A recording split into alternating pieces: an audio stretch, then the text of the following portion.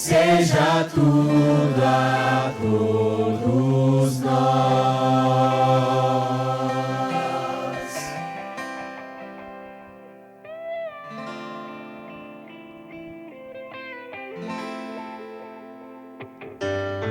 Aquele que em suas mãos detém a força e todo o poder.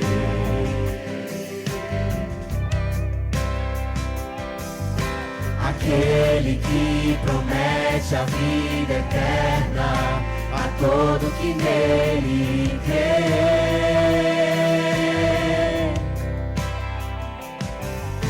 É Ele quem nos guarda, operando quem impedirá.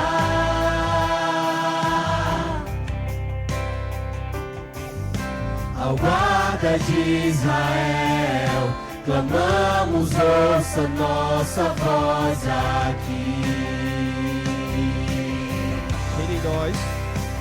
Reine em nós, venha a nós seu reino.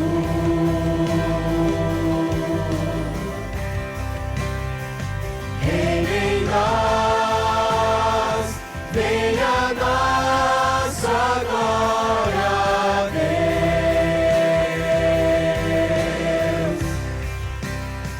Seja o centro, seja tudo a todos nós.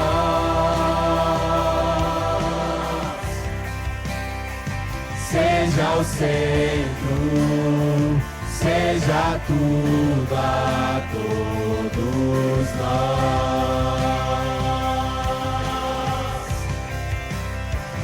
Reine em nós, venha a nós seu reino.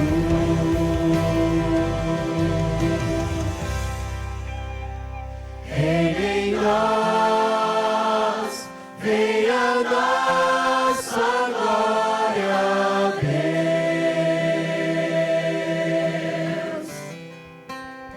Seja o centro, seja tudo a todos nós.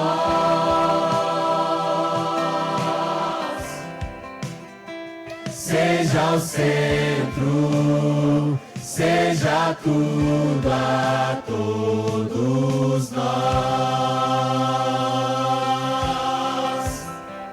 Amém. Amém. Irmãos, vocês não têm ideia de como é bonito a gente ver aqui da frente. A gente olhando a igreja cantando, a igreja exaltando a Deus. E eu digo para vocês, nós precisamos entender o quão importante é essa nossa busca pelo poder do Espírito Santo, para que Deus realmente seja tudo em nós, amém? Podeis sentar agora, quero fazer uma leitura com vocês aqui. Você que trouxe sua Bíblia, pode abrir sua Bíblia no Salmo 50. Vamos abrir aqui no Salmo 50. Salmo 50, vamos ler juntos aqui os versos 10, 11 e o verso 14.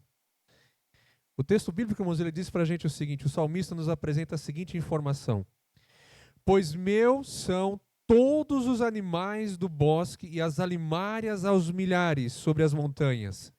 Conheço todas as aves dos montes e são meus todos os animais que pululam no campo.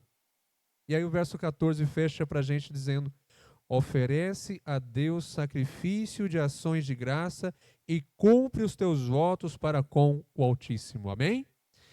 Meus queridos, o texto é muito claro. Ele fala que tudo pertence a Deus.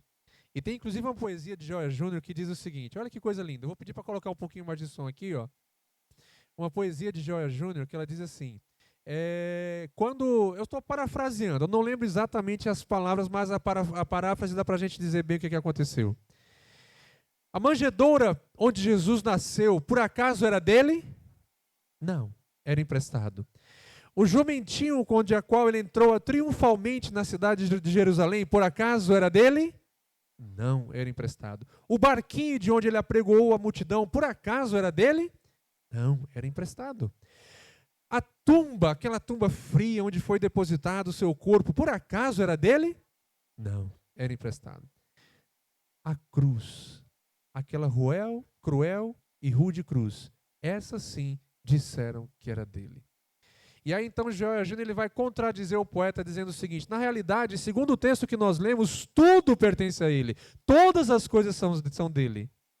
Mas a cruz, a cruel e rude cruz, essa era minha. Pessoal, irmãos, a cruz era nossa. Nós precisamos ser gratos a Deus pela salvação que Ele nos deu. E agora você tem a oportunidade de participar dessa gratidão. A primeira grande demonstração de gratidão é você colocar o seu coração inteiramente nas mãos de Jesus. E a segunda demonstração, uma outra demonstração que você faz, é através das suas ofertas. Irmãos, toda essa estrutura, tudo que está acontecendo aqui, nós precisamos de um suporte para manter. A visita, a viagem do pastor, a estrutura em termos de alimentação, de hospedagem para ele, a dinâmica da organização, as cadeiras excedentes, tudo isso a gente precisa de recursos. E eu peço que você, em demonstração de sua gratidão ao que Deus está fazendo com você nessa semana, demonstre ele através da sua oferta. Agora quero convidar o grupo ministério que vamos cantar um hino que fala a respeito de entrega, fala a respeito do nosso coração nas mãos de Cristo. Esse hino demonstra a nossa disposição em ofertar para Jesus. Participe com alegria no coração e que Deus seja louvado.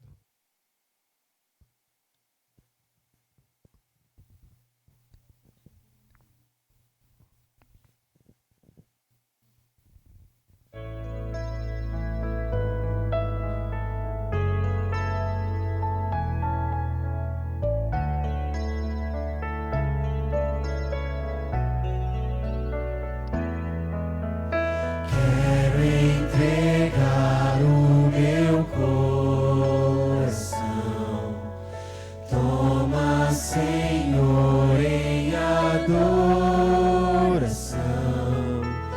Quero entregar tudo que é teu.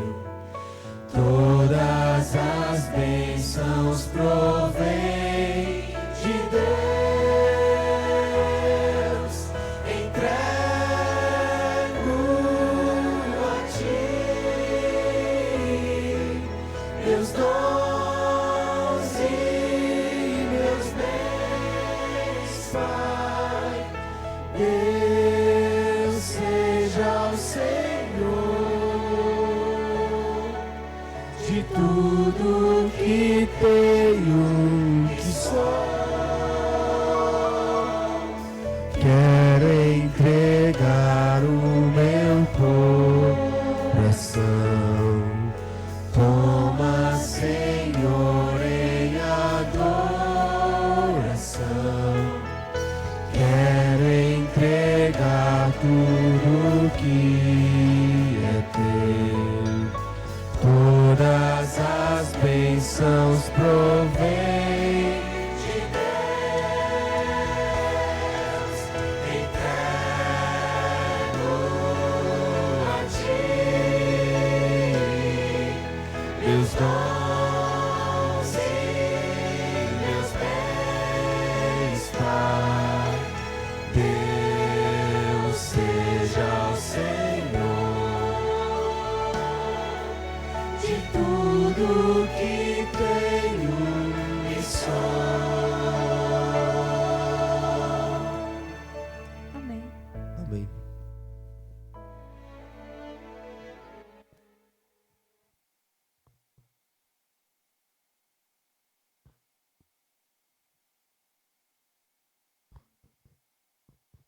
Oremos, Senhor. Maravilhoso Deus, santificado Pai, Senhor. Vem abençoar, Senhor, todos os dizimistas e ofertantes, Senhor.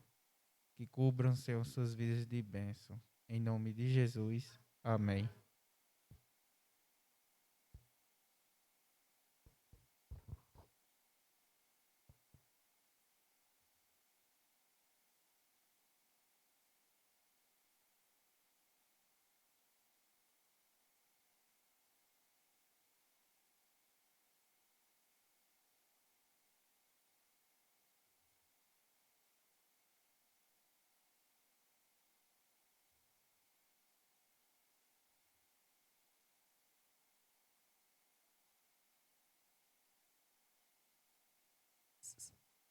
Boa noite.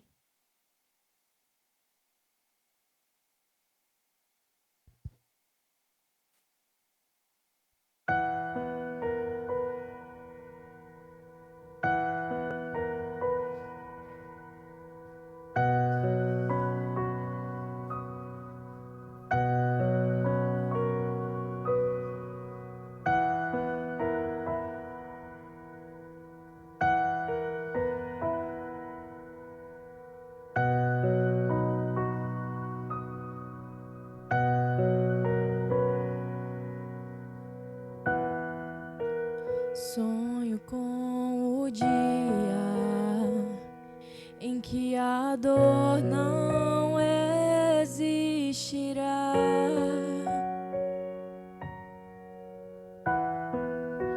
Sonho com o dia em que as flores não irão murchar. Eu preciso encontrar um lugar onde a paz reinará. Lá será o meu lar. Eu vou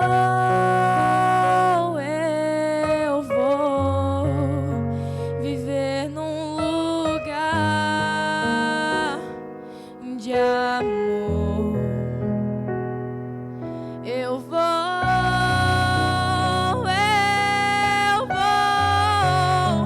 viver com Jesus. A esperança para um mundo sem luz.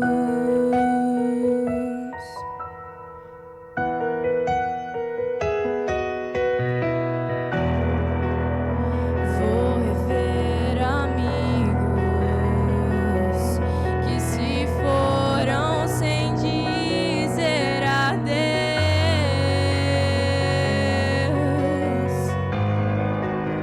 Terei então a chance de abraçar o meu Salvador.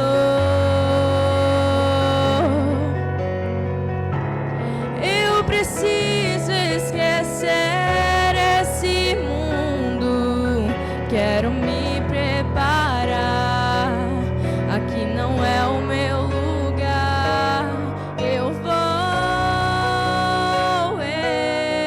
vou viver num lugar de amor. Eu vou viver com Jesus. A esperança para o mundo. Eu vou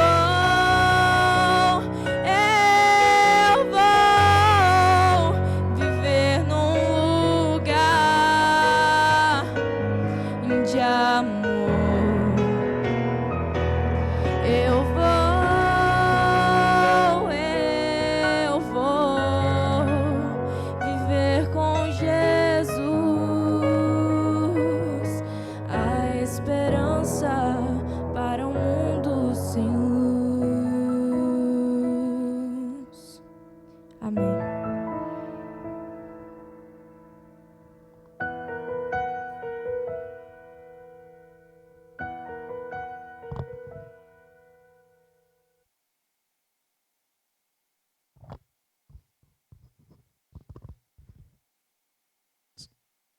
Boa noite, irmãos.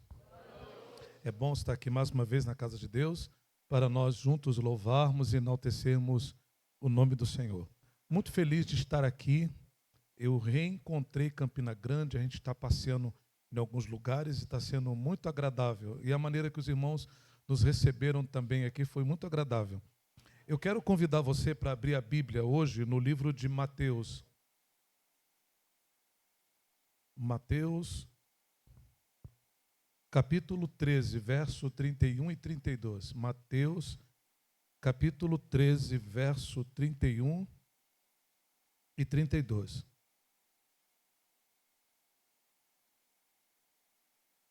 Achou aí, amém? Muito bem. Vamos cantar? A minha vida é do Mestre. Você, é possível que termine essa semana e não esqueça dessa música tão cedo, né? Porque se não aprender depois desse tempo todo cantando, mas aprende, vai aprender, com certeza. Os irmãos, para eu ser sincero com os irmãos, às vezes eu me perco. Se não tiver escrito, não funciona. Vamos cantar junto? Vamos colocar então nosso coração nas mãos do Senhor nesse momento.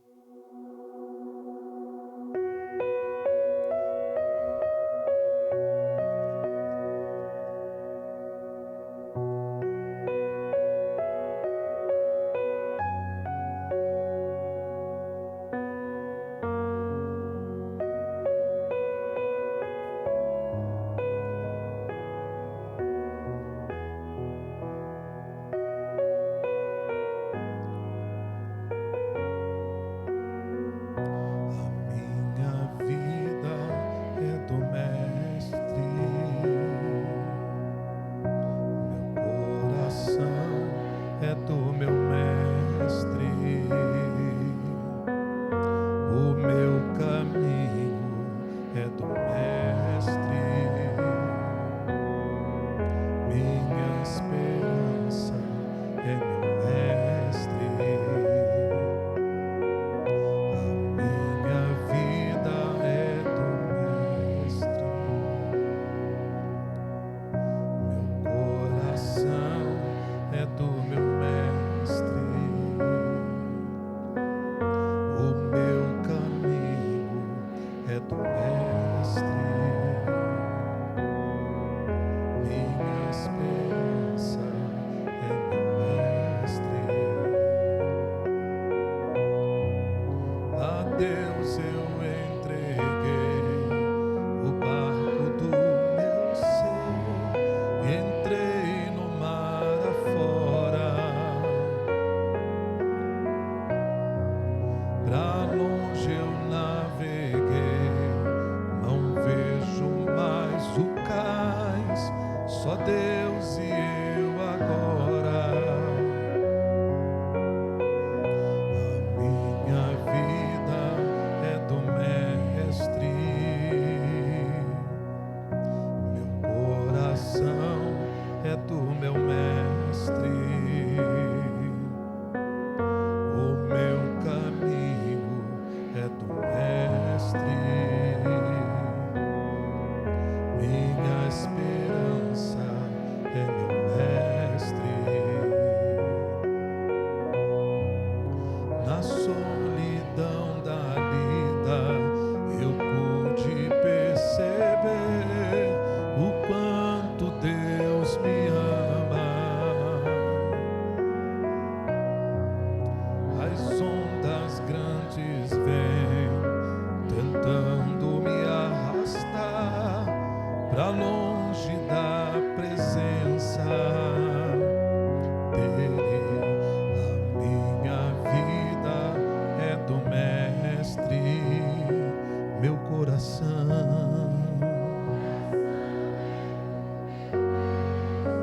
o meu caminho,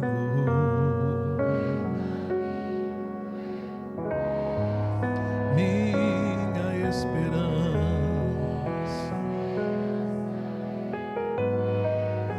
Amém. Fecha os teus olhos do jeito que você está aí. Fecha os olhos.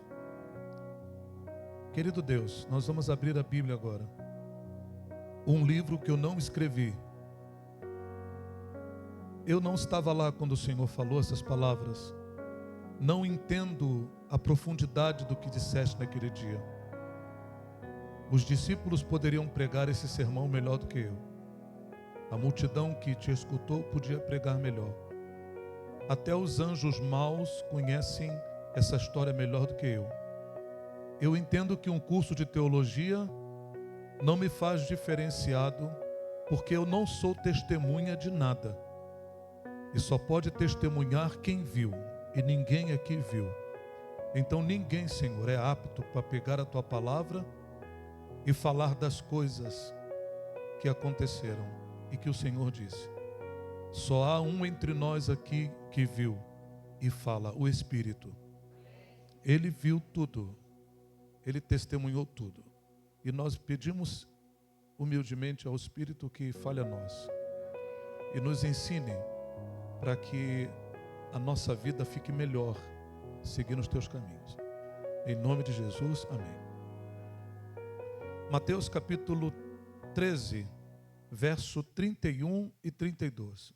Mateus 13, verso 31 e 32. Achou, amém? A Bíblia diz assim: outra parábola lhes propôs, dizendo: o reino dos céus é semelhante ao grão de mostarda que um homem tomou e plantou no seu campo, o qual, na verdade, é a menor de todas as sementes, e crescida é a maior de todas as hortaliças, e se faz árvore, de sorte que vêm as aves do céu e se aninham nos seus ramos. O reino dos céus é semelhante ao grão de mostarda, que um homem plantou no seu campo, o qual, na verdade, é a menor de todas as sementes, mas crescida é a maior das hortaliças, e se faz árvore, de sorte que vêm as aves do céu e se aninham nos seus ramos. O que você acabou de ler chama-se parábola. O que é uma parábola, pastor? Parábola é uma comparação. Se alguém perguntar para você o que é parábola, o que é parábola? É uma comparação. É comparar a vida dos homens com o reino de Deus. É comparar as coisas que os homens conhecem com as coisas que os homens não conhecem. Isso é parábola. Quando a gente lê a Bíblia passa a impressão de que somente Jesus contava parábolas. Essa é a impressão que a Bíblia passa. Só que no tempo de Jesus, era comum as pessoas falarem em enigma. Era chique. Só que ninguém falou igual a Jesus. Ninguém se parece com Jesus. Nenhum líder que se levantou nessa terra, nenhum profeta, nenhum sacerdote, ninguém se parece com o Senhor. Ele é único. Havia 3 motivos que levavam Jesus a falar por parábolas. Primeiro motivo, profético. Qual o primeiro motivo? Salmo 78, verso 2, a Bíblia diz que quando Cristo viesse, ele ia abrir a boca em parábolas. Então, o primeiro motivo, profético. Segundo motivo, didática. Qual o segundo motivo? Didática. Jesus sabia se fazer entendido. Quando ele queria mandar uma mensagem, todas as pessoas entendiam. Crianças entendiam ele. Eu não sei se você já veio para a igreja alguma vez sem saber o que o pregador estava dizendo e terminou o culto, não sabia o que ele disse. Levanta a mão com sinceridade, porque eu já passei por isso. Com Jesus não acontecia isso. Ele facilitava as coisas. Ele facilitava o ensino. Ele era o mestre. O mestre. Terceiro motivo que levava Jesus a falar em parábola: prudência. Qual o terceiro motivo? Prudência. Jesus sabia falar a verdade. Ele sabia falar a verdade porque ele falava na hora certa, para a pessoa certa e da maneira certa. Você já percebeu que há pessoas que não sabem falar a verdade? Há pessoas que não sabem. Há pessoas que pensam que falar a verdade é tirar tudo que está no coração dela e passar para o seu. E ela não está preocupada com o que vai acontecer com você. E ela chama isso de sinceridade. Jesus também era sincero, mas ele não passava amargura para o coração de ninguém.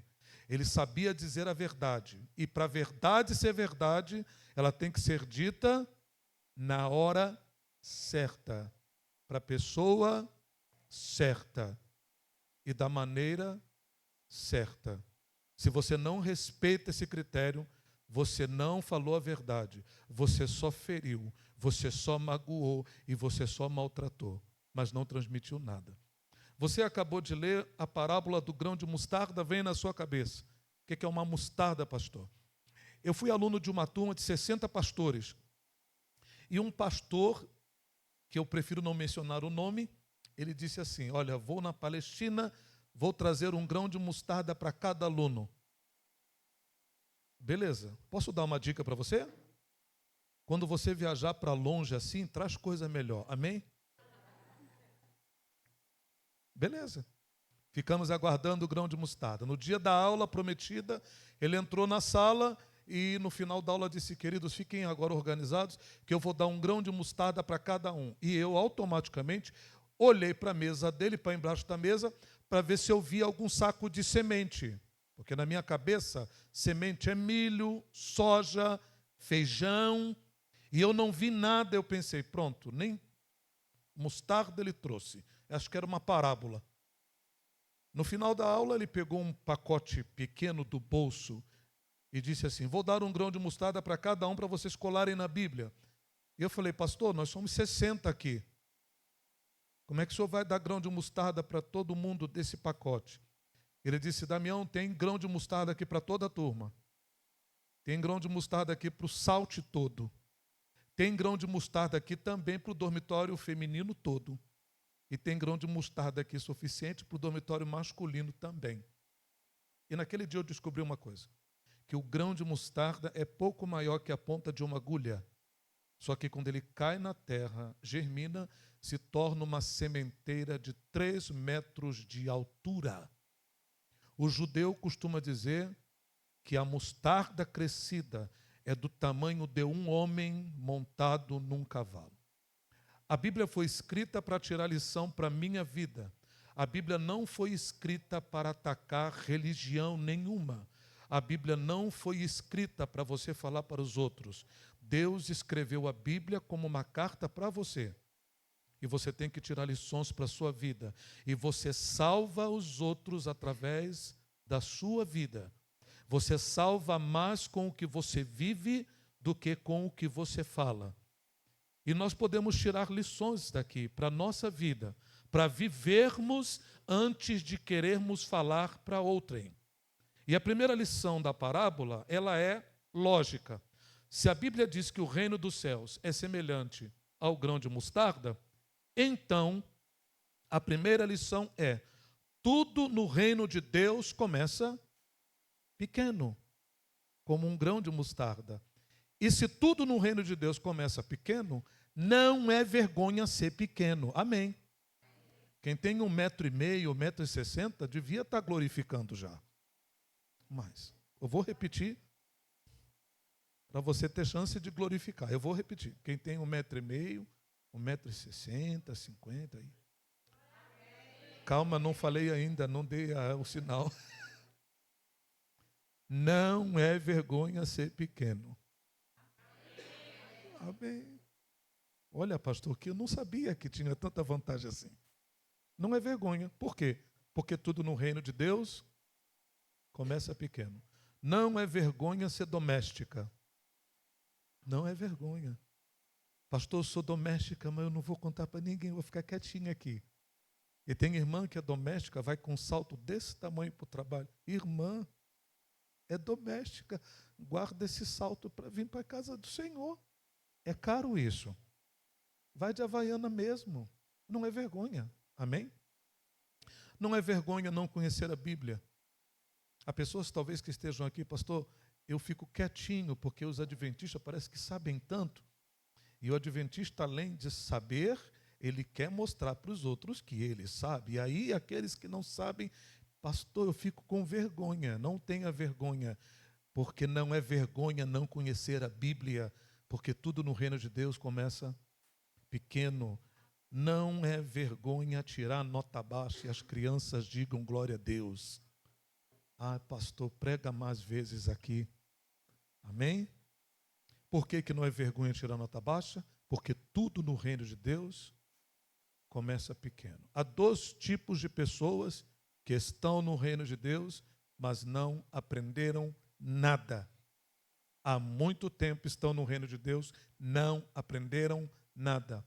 Primeiro grupo são os que têm vergonha de ser pequeno. Tinham vergonha da igreja que participavam, saíram de lá e veio para cá porque tem ar-condicionado. Ou você achou que ia escapar? Vergonha da igreja que pertencia. Vergonha da casa que tem. Vergonha da família que tem. Esses são os primeiros. O segundo grupo, de igual modo, são aqueles que um dia já foram pequenos. Não tinha nada, você lembra disso? Aí vivia, Senhor, me abençoa, Senhor. Vinha para culto de quarta, lembra? Tinha culto de ação de graça em casa. Ah, Jesus, abre uma porta de emprego para mim, Jesus. Ah, Jesus, manda um varão para mim, Jesus. Ah, Jesus. Aí Jesus viu, quer saber? Beleza. Aí mandou um varão, você casou, amém. Abriu porta de emprego, você fez faculdade. Mas sabe por que aconteceu? Depois que você cresceu, se esqueceu que um dia já foi um grão de mostarda. Eu sou filho de família pobre. Quem é que também? Pronto.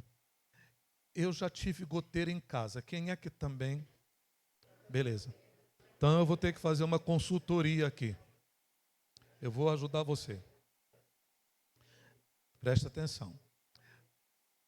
Você que tem goteira, não precisa se pronunciar. Nunca coloque um balde, uma bacia embaixo de uma goteira de vez. Deixa o pastor te ensinar. Porque faz barulho e você não dorme. Eu tenho experiência nisso aí. Pega um pano, coloca o pano. Está prestando atenção? Coloque o pano e deixa pingar no pano. Pastor, mas e se encher a casa? Tu está dormindo, depois tu resolve isso. Amém? Você deve estar pensando assim, pastor, por que você fica falando que você é de família pobre? Normalmente a gente não gosta disso. Normalmente a gente gosta de esconder e projetar para os outros uma imagem melhor do que a gente tem. Espiritualmente, financeiramente, em qualquer momento nós estamos a todo tempo tentando projetar o que nós somos para sermos aceitos. Só que eu aprendi com Deus que eu não preciso parecer melhor do que você para Deus me usar. E eu fico preocupado e às vezes dá pena de pessoas que pegam a Bíblia, o microfone, ou para cantar ou para pregar, e ficam tentando parecer melhor do que os outros. Você não precisa disso. E Deus também não precisa de você. Fui pobre sim, teve goteira, só que eu tive juízo. E filho de pobre tem que ter juízo. Repete com o pastor. Filho de pobre tem que ter juízo. Explica, pastor. Claro que eu explico. Falta de juízo, olha para mim, moça, moço. É coisa para filho de rico. Por quê? Porque o filho do rico, se fizer uma besteira, o pai tem dinheiro, ele resolve. Agora, e tu, criatura? Eu fui pastor de jovem durante um tempo e lidei muito tempo com desbravadores. Eu fiz muito campuri, andei muito por esses negócios aí. E às vezes eu ficava lá olhando do palco, aí vinham os meninos, sabe? Com a calça comprida arriada atrás, com aquela cueca da Calvin Klein aparecendo nojento. Com cabelinho jogado. Eu fico falando de cabelo porque eu já não estou usando mais, enfim. E sabe, aí vinha andando com a barriguinha de tanquinho, e eu fico impressionado que as garotas se apaixonam por essas coisas. Eu não sei onde as meninas estão com a cabeça. E vinham andando, eu sou doidão, eu sou doidão, eu sou doidão. Eu ficava olhando, dava vontade de rir, dava vontade de falar assim, tu deve ser maluco mesmo. Porque não tem dinheiro, não tem nada. E ainda dando a fazer bobagem. Filho de pobre tem que ter juízo. Se você não tem dinheiro, você tem que ter juízo. Repete com o pastor. Se eu não tenho dinheiro, tem que ter juízo. Ah, pastor, mas eu quero curtir mais. Não dá, porque tu não tem grana. Tem que estudar certinho, tem que lutar, tem que batalhar, tem que suar a camisa, para amanhã tu poder ficar legal. Aí fica, eu sou doidão, não, pastor, eu sou louca da cabeça. Tive juízo, estudei, fiz uma faculdade, fiz 2 e fui morar na Tijuca. Amém? Amém, irmão? 3 quartos o apartamento tinha. 12 banheiros. Eu nunca imaginei, irmãos, que eu fosse ter 2 banheiros um dia na vida, nunca. Na minha casa era um banheiro só e quase briga de faca para ver quem ia tomar banho primeiro. Eu entrei no apartamento, falei, amor, não estou acreditando. Para minha esposa, que também é de família simples. E eu fiquei olhando e eu falei para minha esposa assim, eu quero ver uma goteira passar aqui. Quero ver. Eu recebi a visita de uma pessoa que, por questões éticas, eu prefiro nem falar a posição que ela ocupa na igreja. Ela foi me visitar. Chegou no meu apartamento e eu fui mostrar o apartamento. Olha, aqui tem um quarto, 2, 3, aqui tem um banheiro, mas se não quiser esse, aqui tem 12. Eu queria, na realidade, que ele dissesse assim, puxa, Damião, quem te viu? Ele foi para a sala, aí ficou olhando, eu pensei, ele vai falar agora, porque minha sala estava bonita. Não falou nada. Foi para um quarto, olhou. Eu falei, agora ele fala. Não disse nada. Chegou na cozinha, olhou para mim. Eu pensei, agora ele vai falar. Ele disse, Damião, há pastores que moram melhor do que você. Doeu. Queridos, eu sei que há pastores que moram melhor do que eu. Sei que há pastores que têm carro melhor do que o meu. Só que eu não estou olhando para os pastores. Eu sempre olho de onde eu saí. E da favela, da comunidade que eu cresci, porque eu tenho hoje, louvado seja o nome do Senhor. Quem é que comigo louva a Deus pelo que tem também? Levanta a mão. Diga assim comigo, louvado para sempre seja o nome do Senhor. Tá ruim, irmão, mas já teve pior. Fala para o irmão do lado, diga, tá ruim, mas já teve pior. Já teve pior. Mas a tônica da história não está aí. A tônica da história, esse rapaz hoje, ele está muito bem de vida. Tem vários apartamentos, tem carros. Só que no tempo que a gente era mais jovem, a casa dele também tinha goteira. Sabe o que aconteceu com ele? Se esqueceu. E às vezes a gente encontra na casa de Deus pessoas assim. Se esqueceram que um dia já foram um grão de mostarda. Se colocam num patamar tão alto, se colocam acima de tanta gente e se esquece que tudo que você conseguiu foi por luta. E deixa eu te dar uma palavra, irmão. Se Jeová não te levantasse, você ia voltar para o pardieiro de onde você saiu. Se Deus não tivesse te honrado, você ia voltar para o canto de onde você se levantou. Você não fez nada, Ele quem decidiu te levantar, mas esperava que você fosse uma pessoa melhor do que você tem sido. Segunda lição da parábola. A Bíblia diz que o grão de mostarda cai na terra e faz o quê? Cresce. A segunda lição também é óbvia. Se tudo no reino de Deus começa pequeno e cresce, então a segunda lição é: o crescimento é uma lei natural no reino de Deus. O grão de mostarda cai no chão, cresce. O crescimento é uma lei natural no reino de Deus. A Bíblia fala de crescimento. Aqueles que esperam no Senhor renovam suas forças, sobem com asas como águia. Crescimento. A vereda do justo é como a luz da aurora que vai brilhando até ser um dia perfeito. Crescimento. Ser pequeno não é vergonha, porque tudo no reino de Deus começa pequeno. Mas ficar pequeno toda a vida no reino de Deus é estranho. Porque a Bíblia fala de crescimento. Ser doméstica, ser pedreiro, não é vergonha. Mas você não fazer nada, nenhum esforço para dar mais conforto para a tua família, é falta de compromisso com a tua família. Não conhecer a Bíblia não é vergonha. Mas acordar e já ter mais emúteos no WhatsApp, mais curtidas na rede social do que ter lido a palavra de Deus, moça, moço, olha para mim, é falta de compromisso com a tua fé. Você não está interessado em ir para o céu. E não é porque você é de uma família adventista, porque você vai. Ser pequeno? Ficar pequeno toda a vida? Estranho. Tirar nota baixa não é vergonha. Você achou que ia escapar. Mas tirar nota baixa... Pastor, pode falar? Ok. Tirar nota baixa não é vergonha. Mas tirar nota baixa toda a vida é falta de vergonha nessa cara. E se você é desbravador, ou joga fora esse lenço, ou toma vergonha na cara. Aleluia. E você que não gosta de estudar, vou estar orando para você reprovar.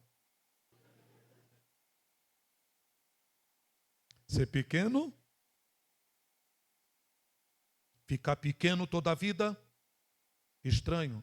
Recebi uma ligação de Salvador. Pastor Damião, vem pregar aqui? Claro que eu vou.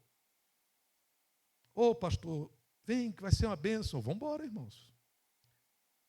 Por telefone eu falei para o irmão assim, estava lá na Tijuca, olha, irmão, compra a passagem com antecedência, porque ônibus Rio, Salvador, em época de janeiro é complicado. E ele disse de lá, pastor, o senhor não vem de ônibus não. Aí eu falei, meu Deus. Irmão, se alguém estiver indo de carro, me dá carona que eu vou. Ele, não, pastor, a igreja aqui tem. Era uma igreja muito boa. Dessas igrejas que se tu parar um fusquinha, o diácono vem, irmão, tira, para não dar mau testemunho aqui. Era quente o negócio lá. Pastor, a igreja vai pagar a tua passagem de avião. E, irmãos, quando ele falou isso, fiquei mudo no telefone. Minha esposa, Damião, o que aconteceu que você está branco? Eu falei, baixinho para ela, amor, nós vamos viajar de avião. Quase desmaiou na cozinha. Sabe por quê, queridos? De onde eu venho, ninguém anda de avião. Eu nasci num lugar no Rio de Janeiro, numa comunidade, que a gente juntava um monte de menino pobre. Ficava na beira do valão assim. E eu vou falar isso sem preconceito, sem problema nenhum. E lá no Rio, quando você é pobre, você ganha um bônus, nasce preto também. Aí ficava aquele monte, uns misturados assim, que a gente não sabe, assim, que está lá e cá, não decide. E o nosso sonho era ver as nuvens de cima. Ficávamos conversando, o que a gente ia fazer. Eu lembro que teve um amigo que levantou, eu tive uma ideia. Eu falei, então fala aí, o que a gente vai fazer para ver as nuvens de cima, olhando de cima? Ele disse, eu já tenho uma ideia fantástica. Eu falo, a gente se mata, vira anjo, não vai rolar. E Deus, naquele dia, estava me dando o privilégio de andar de avião. Eu posso abrir o coração, irmãos? Eu estava tão emocionado que eu fui de terno. E a minha esposa com roupa de escola sabatina, a gente estava bonito demais. Entramos no avião. Tudo que me ofereceram eu quis. Tudo. Tudo. O senhor está servido? Estou. O senhor quer? Quero. O senhor aceita? Eu aceito. Porque eu pensei assim, se esse troço não acontecer de novo, pelo menos eu aproveitei. Cada pessoa tinha a sua televisão. Eu falei, meu Deus. E a minha esposa amou, tem televisão. Eu falei, vamos ver esse negócio. Só que a infeliz da televisão não tinha botão. Minha esposa amou, cadê o botão? Não sei. Mas também eu quero ver, eu também quero, mas não tem botão. O que a gente vai fazer? Não sei. Vamos perguntar. Não, eu estou de terno, como que? Como que eu de terno vou ficar fazendo pergunta? Não, não faça isso não, não faça eu passar essa vergonha não. Mas o que vamos fazer também? Eu não sei. Tinha um camarada, parecia estrangeiro, estava bem à vontade. Ele estava sinalizando que ia ligar a televisão. Colocou a mão no bolso da frente, tirou um fone. Eu falei, amor, fica de olho ali. Ele ligou o fone no braço da poltrona que ele estava sentado. Colocou no ouvido, foi aproximando o dedo da tela da televisão. Quando ele tocou na tela, irmãos, era um cristal líquido. Sei lá o que era aquilo. Saiu uma aguinha e apareceu o controle na tela. Eu nunca tinha visto aquilo. Minha esposa, amor, eu...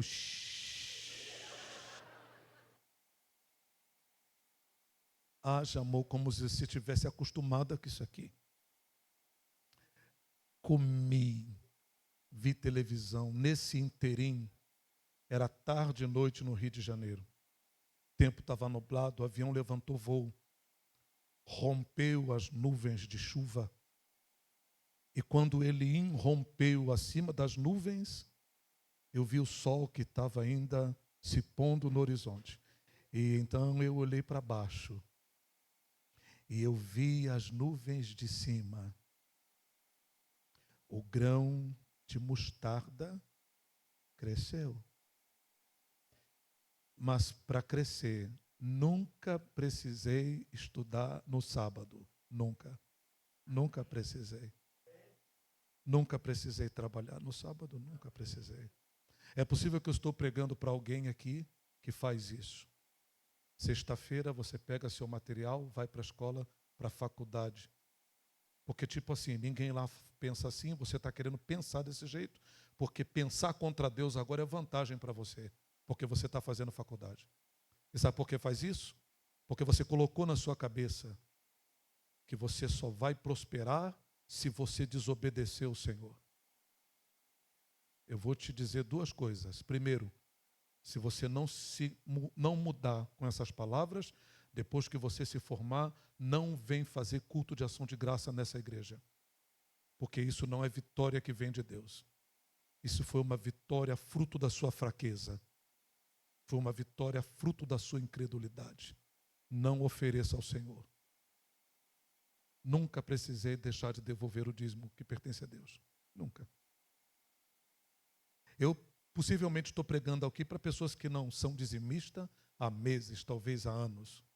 Porque você colocou na sua cabeça que a sua prosperidade depende diretamente de você ficar com aquilo que não é seu. E sabe qual é a prova de que isso não funciona? Você ficou com o que é de Deus e não prosperou. Porque ninguém prospera tomando aquilo que é do Senhor. Última lição da parábola. A palavra de Deus diz que depois que o grão de mostarda cai na terra, ele faz o quê? E as aves, leia aí. As aves do céu faziam o quê? Ninho. Não é mais uma semente. É uma árvore forte agora. Eu preguei esse sermão numa tribo chamada Waimiri Atruari. Eu não me lembro bem se era Waimiri Atruari ou se era Saterê. No Amazonas, quando eu trabalhei lá. E quando eu terminei de pregar, eu perguntei para os índios nome de ave do céu. E os índios começaram a falar um monte de ave. Um monte de ave que eu conhecia e um monte de ave que eu não conhecia. Mas eu percebi que nenhum índio falou do coitado do urubu. Ninguém. Você já percebeu que ninguém quer saber de urubu? A não ser flamenguista. Você já percebeu? Vou provar para você. Você já viu alguém pegar um quadro bonito, colocar aí uma casa, uma fazenda, árvores, flores lindas e enfiar um urubu nesse negócio? Já viu? Não vai ver. Ninguém quer saber. Deixa eu falar uma coisa para você. Se você pintar um quadro e não quiser colocar uma ave de rapina, problema seu. O quadro é seu. Agora, se a atitude que você tem com o quadro é a atitude que você traz para a vida, então você tem um problema grave. O que o senhor está querendo dizer, pastor? Existem pessoas, irmãos, em nosso meio, que cresceram muito. Espiritualmente, financeiramente, você cresceu muito. Mas eu volto a dizer para você, eu reitero, você não seria ninguém se Jeová não tivesse te levantado. Ele te escolheu. E depois que cresceram, depois que colocaram seus ramos, seus galhos para longe, e você foi bem longe, sabe o que aconteceu? Só quer saber de ave bonitinha pendurado no seu galho. Urubu? Não. Só querem andar com pessoas do seu nível.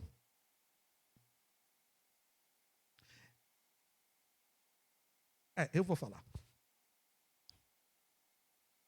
Grupo das irmãs que o marido tem carro. Tudo se conhece. Teu marido tem carro, amor? Não. Então seu grupo não é esse. Ali que fica, acho que o marido não tem carro. Grupo das irmãs que fazem o cabelo no final de semana. Tudo amiga. Você fez o cabelo, querida? Ah, não deu não. Então, teu grupo não é esse aqui. Você tem que ficar ali, ó, naquele cantinho, ok?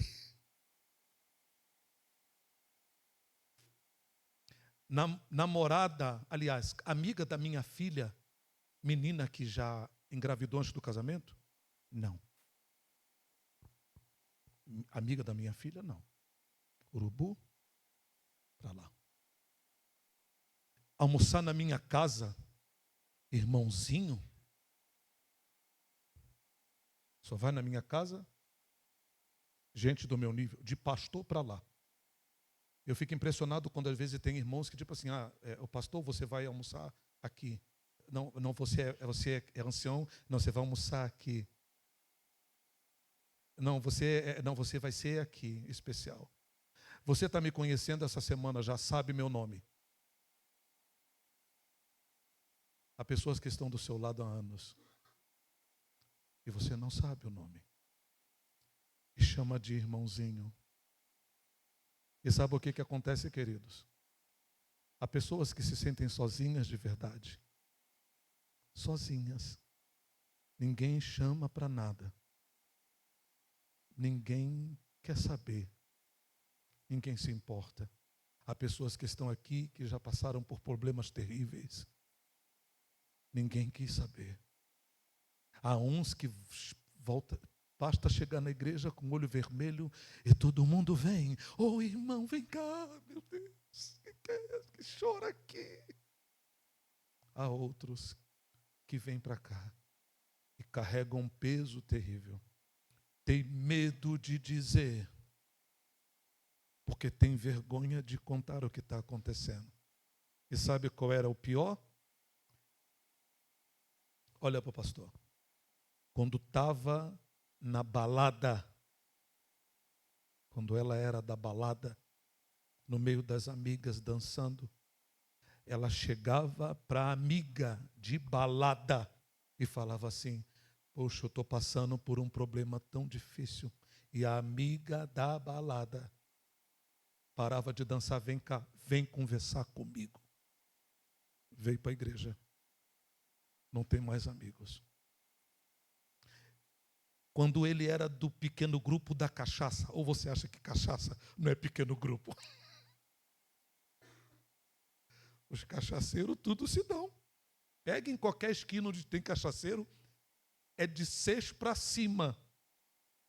Cada um dia leva um dinheiro e todo mundo bebe. Quando ele era desse pequeno grupo, um monte de bêbado numa esquina ou num bar, ele olhava para o amigo bêbado. Cara, eu não estou bem. O bêbado. Eu estou falando isso para vergonha nossa. O bêbado botava ele no ombro e dizia, vem aqui. Eu quero ajudar você. Fala comigo. Veio para cá. Ficou sozinho. Enfrenta os problemas sozinho. Está mais preocupado em vir bem vestido para ninguém saber que as suas vestes escondem a maior dor do mundo. Tem medo de falar. Tem medo de dizer que você ainda tem vícios, porque você sabe que ninguém vai te perdoar. Tem medo de contar que você está fazendo coisas horríveis, porque se você contar, acabou. Ave de rapina que ninguém quer. Eu preguei em uma conferência no Rio. Mais ou menos 500 pessoas. No final daquela conferência, que era um evangelismo, batizaram-se 120 pessoas e ficou aquela igreja bonita, sabe? Aquele povo que gosta de brinde foi todo embora. E ficou só a igreja boa, só passarinho bom. E não é esse o nosso sonho? A igreja dos sonhos, só irmão bom. A igreja dos sonhos, só passarinho de primeira. E tinha irmã pavão, irmão papagaio, irmão condor, que vem para quarta-feira, condor sempre. Só passarinho bom. tudo que eu falava, o povo dizia amém. E naquele tempo eu não estava muito ajustado e eu falava muita bobagem. Mas o povo me respeitava e amém, pastor Damião. Como eu amava aquela igreja, irmãos. Só que um dia, como toda igreja tem, o dia do bêbado. E eu sei que aqui não escapou. Já entrou bêbado aqui? Nunca escapa. Eu não escapei. Estou pregando muito bem, lá vem ele. Sandália havaiana, camisa aberta no peito, bermuda desfiada, uma ave de rapina. Entrou nas portas da igreja. No meio das aves bonitinhas da igreja. No meio do povo enfeitado e arrumado, ele entrou. E quando ele apareceu lá na porta, já 2 diáconos águia despencaram daqui para abater a criatura lá na porta. Porque a gente não quer que ninguém atrapalhe nosso culto organizado. Não quer que ninguém nos incomode. Não queremos ninguém que nos dê problema. Não queremos ninguém que não tenha vencido o pecado ainda. Não queremos nenhum jovem aqui que ainda está lutando. Não queremos. Seguraram ele pelo braço e foram tirando ele da igreja. Enquanto foram tirando, ele lutou, porque ele queria ficar. E começou a lutar com os diáconos. Só que os diáconos eram homens fortes e não conseguiram, ele não conseguiu ficar na igreja. Quando ele percebeu que não ia ficar, ele começou a chorar e fazer promessas. E ele dizia assim: irmãos, me ajudem. Me ajudem, irmãos. Eu não quero mais beber, me ajudem. Me ajudem, irmãos, por favor. Eu que quero ficar na igreja, me ajudem. Ninguém o atendeu. E ele escutou o eco das palavras mais duras que alguém podia ouvir. Bate na mulher, bate no filho, e agora vem para cá atrapalhar a nossa paz. Ele saiu. Deixe-me ficar, irmãos, por favor, deixa eu ficar. Não sei que cargas d'água aquele bêbado me conhecia. Gritou meu nome: socorro, pastor, socorro, pastor. Eles estão me tirando da igreja.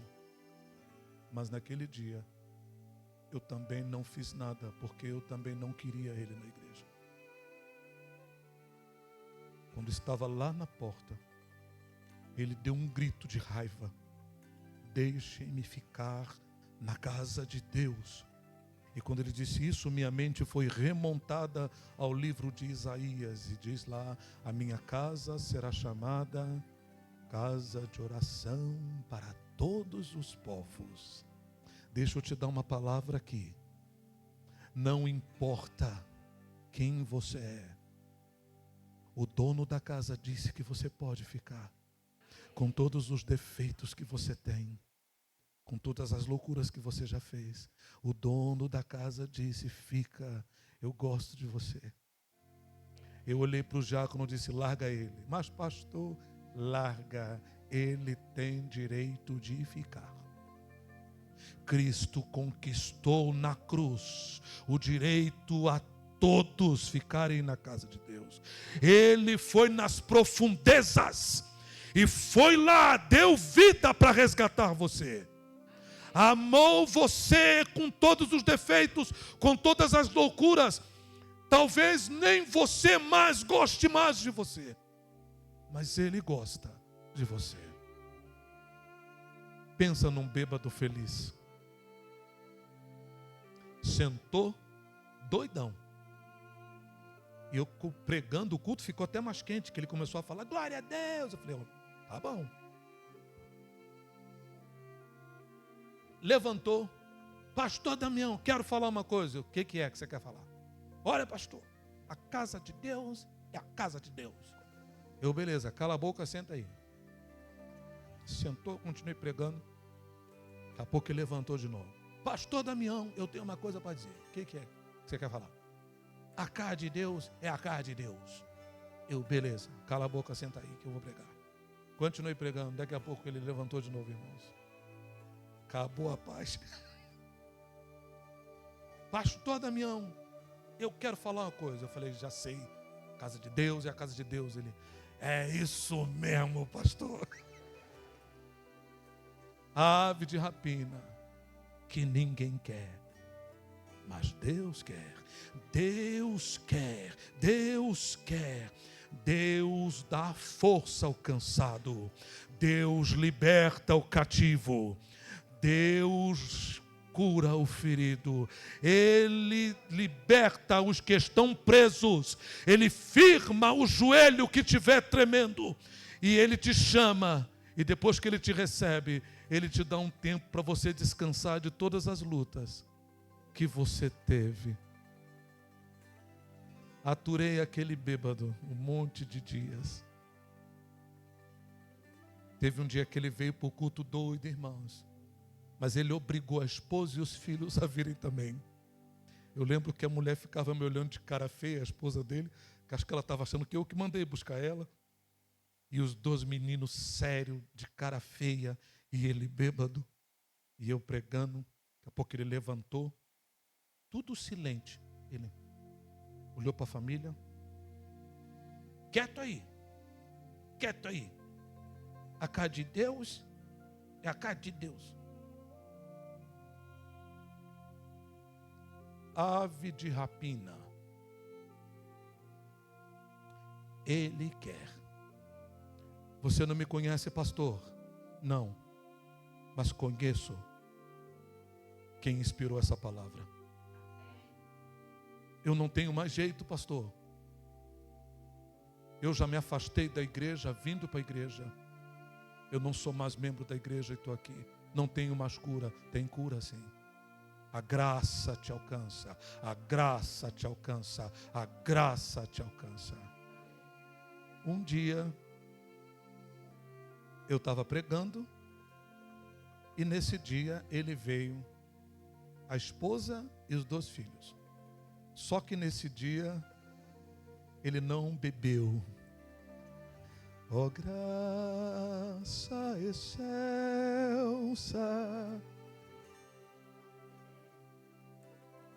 perdi.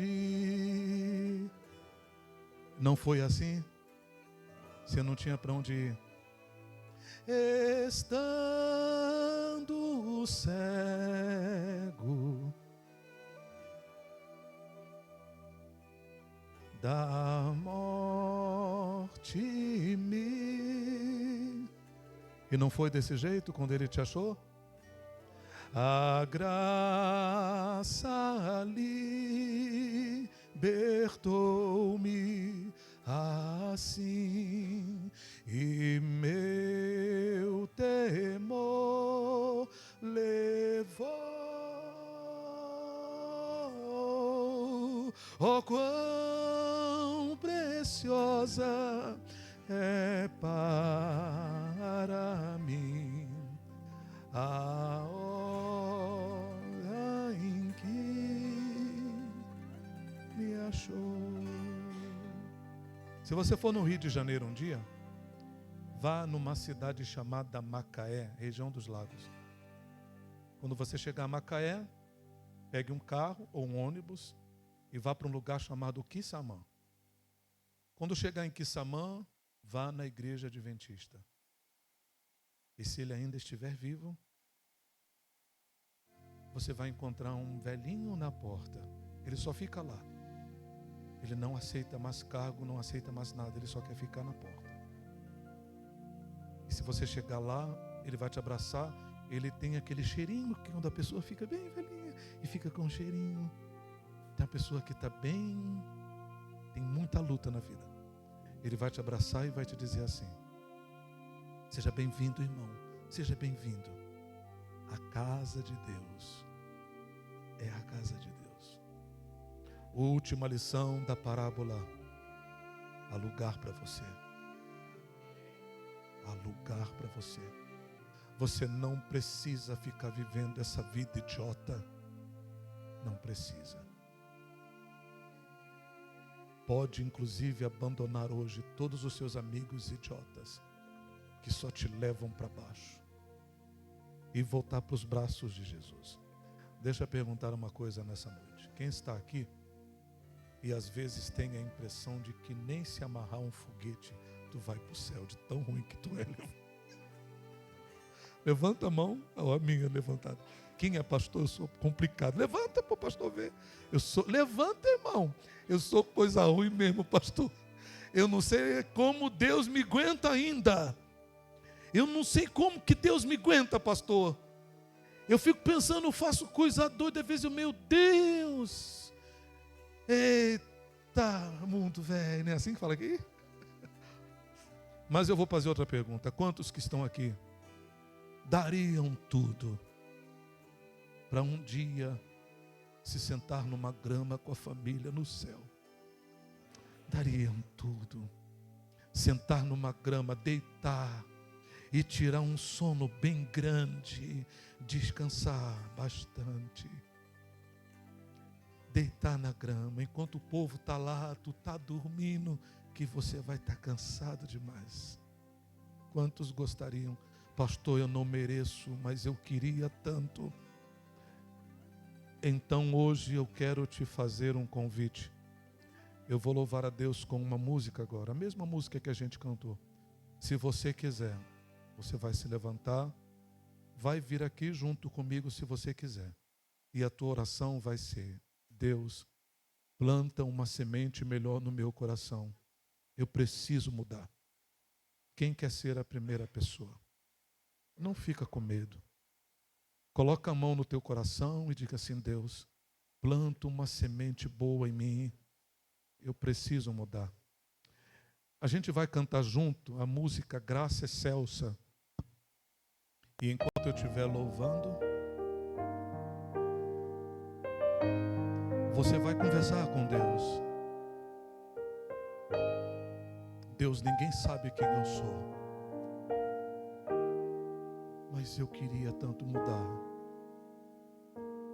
Oh, graça excelsa de Jesus, perdido me encontrou, estando certo.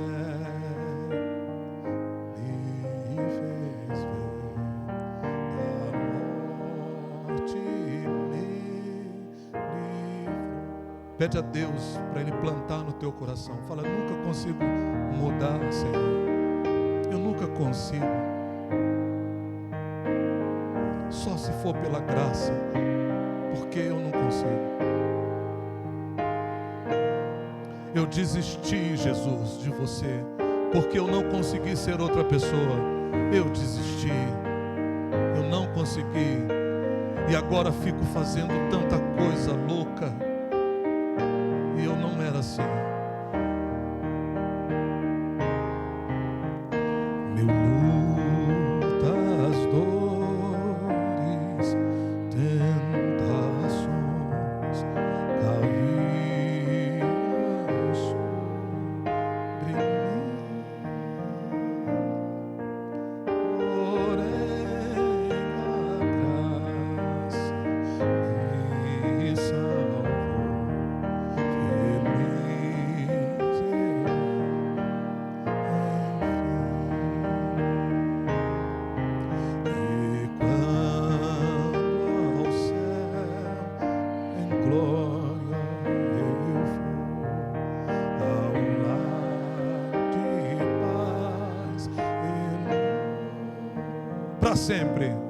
Para sempre. Aí você vai se ajoelhar e vai dizer: como que eu vim parar aqui? Como? Eu não merecia. Por quê? Porque você me salvou. Por que que você mergulhou tão fundo para me buscar? Eu estava tão perdido. Eu estava tão mal. Eu não merecia. E você mergulhou e me achou. Por que, Jesus? Por que você me amou? Por que, Jesus? Por que, Jesus? A última lição da parábola. Há lugar para todos. Fala para quem está do seu lado. Há lugar para você. Há lugar para você. Não importa o que aconteceu, há lugar para você. Há esperança para você. Há esperança. É possível que você já tenha ouvido de alguém, olhou de cara feia para você, e você teve vontade de não voltar mais. Não faça isso. O dono da casa disse: fica. E se eu não mudar, pastor? Fica. Pastor, e se eu não conseguir ser nada do que eu prometi? Fica. Fica. Um pai, quando um filho vai morrer, ele não abandona o filho só porque vai morrer. Vou te dizer uma coisa que um pastor nunca te disse. Mesmo que você está morrendo espiritualmente, e Deus sabe que você não vai se salvar, mesmo assim, Ele fica. Fica como um pai que cuida de um filho até o último minuto. Ele curte você, te livra, te ajuda, mesmo que você tenha assumido uma vida louca, Ele ama. E no momento que todos os amigos te deixarem, e no momento que nem você mais acreditar em você, você o clamar, Ele te dirá o seguinte: eu te responderei, eu estarei com você. Quando todos te deixarem, eu vou ficar. Ele vai ficar até o final. Até o dia que você expulsa o espírito do teu coração. Você só expulsa do coração, mas você não pode impedi-lo de ficar perto de você. Você o expulsa do coração, mas não impede que ele mande anjos para cuidar de você nas horas perigosas. Nada pode afundar o amor de Deus. Nada. Nem principado, nem potestades. O demônio fracassou, ele venceu. E ele pode ir às mais profundezas para buscar o perdido. Essa era a missão de Jesus. Buscar e salvar o perdido. Buscar e salvar você. Querido Deus, estende as asas da salvação sobre a igreja nessa noite. Que aqueles que estavam longe que possam voltar para os teus braços. Obrigado, Senhor, por essa parábola tão profunda e a gente nunca tinha percebido que era tão profunda. Obrigado que as aves do céu, o Senhor não deu nome. O Senhor não disse o nome das aves. O Senhor disse as aves. Então todas as aves são aceitas. Obrigado por isso. Aceita-me, Senhor. Aceita todo aquele que está aqui nessa noite e sabe que ainda não tem forças para mudar. Aceita sim, abraça e faz ele se sentir amado e aceito. Peço que um dia essa semente que foi plantada hoje frutifique e sem ele perceber será uma outra pessoa, sem perceber, porque assim é no reino de Deus. Leva-nos para casa em nome de Jesus, amém. Fala para quem está do teu lado assim, ó: Deus te deu uma chance. Toma vergonha nessa cara agora. Isso, Deus te deu uma chance. Toma vergonha nessa cara agora. Que Deus te abençoe, que Deus te acompanhe.